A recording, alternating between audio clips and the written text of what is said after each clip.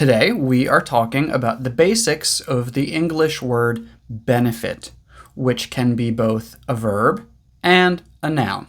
The verb benefit means to be useful to someone or something, to help to improve someone or something's situation.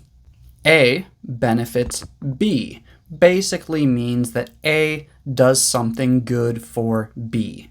A helps to improve B's situation. But we can also use benefit to mean to receive something good, to receive something that improves a situation. B benefits from A basically means that B receives something good from A. B's situation is improved by A. So A benefits B, and B benefits from A basically mean the same thing. The difference is just whether we are focusing on the helping or the receiving of the help. I hope that my lessons benefit you.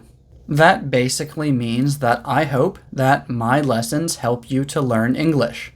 And we could also say, I hope that you benefit from my lessons. A massage will benefit your mind and body. That basically means that a massage will be good for your mind and body. And we could also say, your body and mind will benefit from a massage. These laws will benefit small businesses. This basically means that the laws will help small businesses. And we could also say small businesses will benefit from these laws.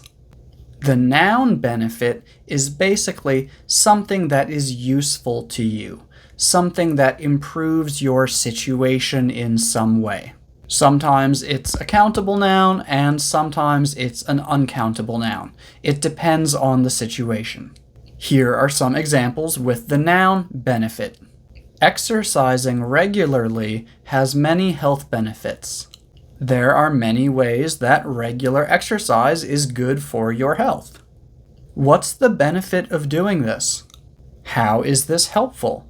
Why are we doing this? I don't see any benefit to this. I don't see how this helps us. I'm doing this for your benefit. I'm doing this to help you. Being an adult has many benefits. There are many good things about being an adult. What are the benefits and drawbacks of this plan? What's good about it, and what's bad about it? The teacher explained the benefits of the course. They explained how the course would help the students. And as you have probably noticed, we use the noun benefit with many different prepositions and many different structures. I can't explain all of them in a short video like this, but hopefully my examples have given you a better understanding of the meaning of the word and the basic ways that we use it.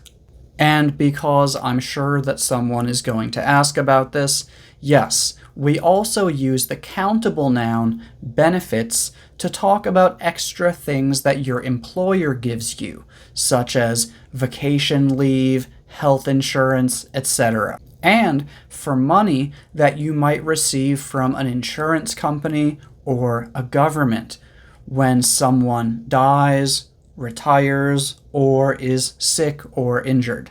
So yeah, I hope you have benefited from this video. Thank you for watching.